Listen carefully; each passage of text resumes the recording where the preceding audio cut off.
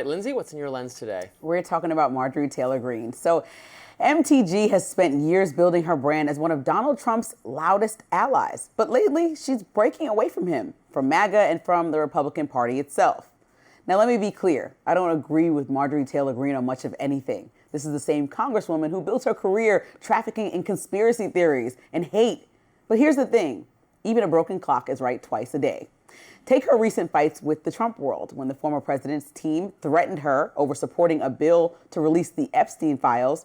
Greene didn't blink. Instead, she told the New York Times recently in an interview that her response to the White House is, quote, "You didn't get me elected. I do not work for you. I work for my district." That's not the voice of someone content to play water carrier for Trump. And it doesn't stop there. She's blasted Trump for bombing Iran's nuclear facilities, flipping on Ukraine, and even called what's happening in Gaza a, quote, genocide. Language you're more likely to hear from a progressive Democrat than a MAGA Republican. She's also taken shots at AI expansion, defense and aid to Israel, and the same GOP good old boys club she says are trying to sideline her. Now, these aren't small cracks. They're full-on breaks with Trump's agenda and with the party line. Of course, Greene isn't suddenly becoming a centrist hero. She's still the self-described Christian nationalist who pushed QAnon, but shifts are real. They raise the question, why now? Well, here's some context. Greene is up for re-election in November 2026. And if you look at the numbers, Trump's policies are not the winning lottery ticket they once were to some people. She knows that. The cost of living is up, healthcare, energy bills. Those are all issues that voters actually care about. And Greene is savvy enough to realize that clinging to Trump's greatest hits isn't going to cut it in a midterm year where Republicans need more than culture wars. They need more than headlines. She's positioning herself as somewhat of an independent, unbought, and unpredictable, which, let's be real, is a convenient rebrand when you're staring down a tough midterm cycle. So what's the bottom line? Marjorie Taylor Greene is staking out her own lane, even if it means burning bridges with Trump and the Republican establishment. I don't trust her motives, but I can spot a political calculation when I see one. And sometimes, even when the messenger is a broken clock, the message deserves attention. Because if MTG is breaking from MAGA, that tells us something bigger. The Trump machine isn't as ironclad as it once seemed. Now, whether she's doing it out of conviction or pure self-preservation, only time will tell. But one thing's for sure, the party that once treated Trump's word as gospel is finally starting to question the sermon.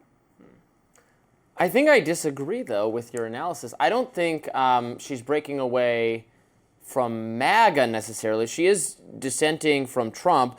It's certainly not, in my view, for political convenience. It is much politically easier to, yes, sir, Mr. Trump, everything.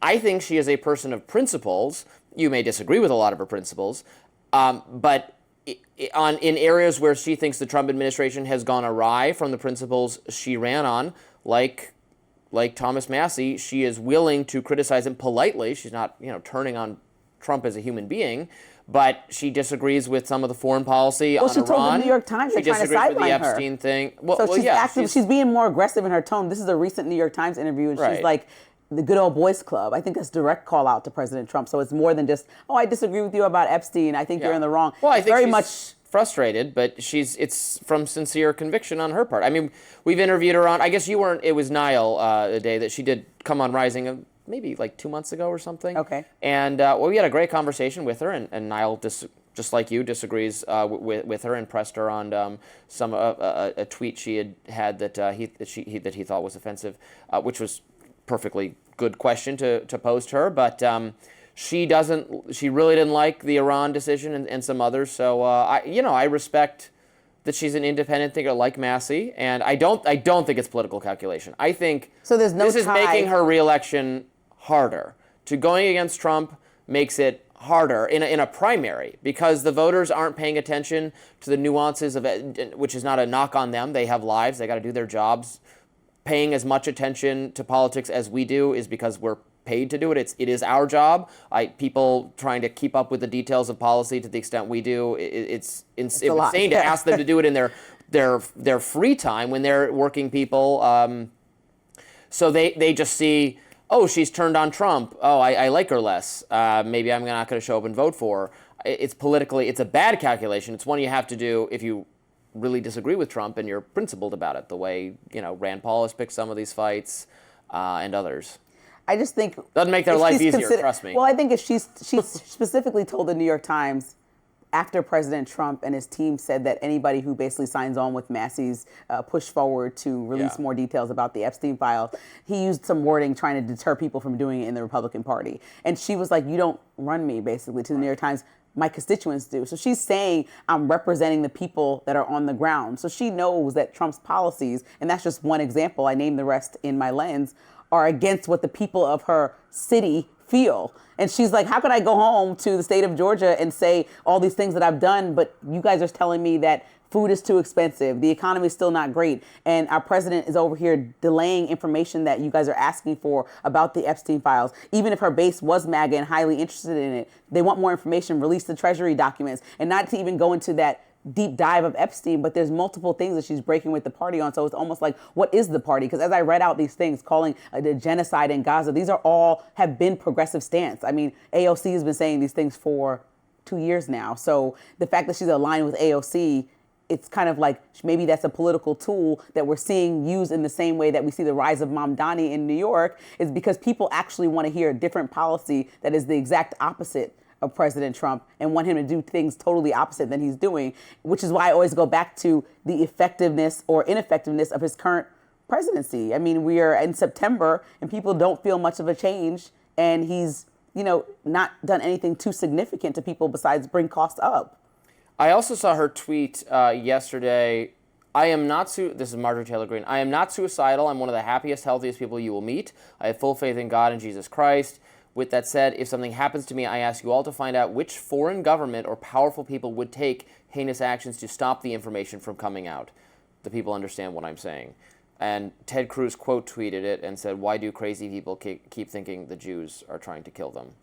So they're having some disagreements there. So now she's just going to be called crazy and move. She's saying that the foreign government, I guess Ted Cruz took that to be Israel, is trying to silence her. I do think I'm very critical of what the Israeli government is doing. I do think it can be taken too far in people thinking that, everyone trying to get me is Israel. There are serious people who think Israel killed Charlie Kirk, which is a ludicrous idea to me. That said, I am critical of Israel, and they do wield influence over our government, or they try it through AIPAC and others try to influence people. So it's just messy and complicated. But I don't. When you start saying I'm not suicidal, someone's trying to kill me, I think you do sound like a crazy person. She's scared for her life and also asking for the Epstein file. And then there's also I don't think she needs there's to be also scared a for her conspiracy theory that perhaps Epstein, or maybe not conspiracy, wrong word. There's also a theory that Epstein may or may not have been working with a foreign government, which people may or may not consider to be Israel. So that's like an endless conversation about this. Right. Next up, New York City Mayor Eric Adams is ending his bid for re-election. When we come back, we'll talk about his legacy as mayor and what that means for those still in the race. Stay with us.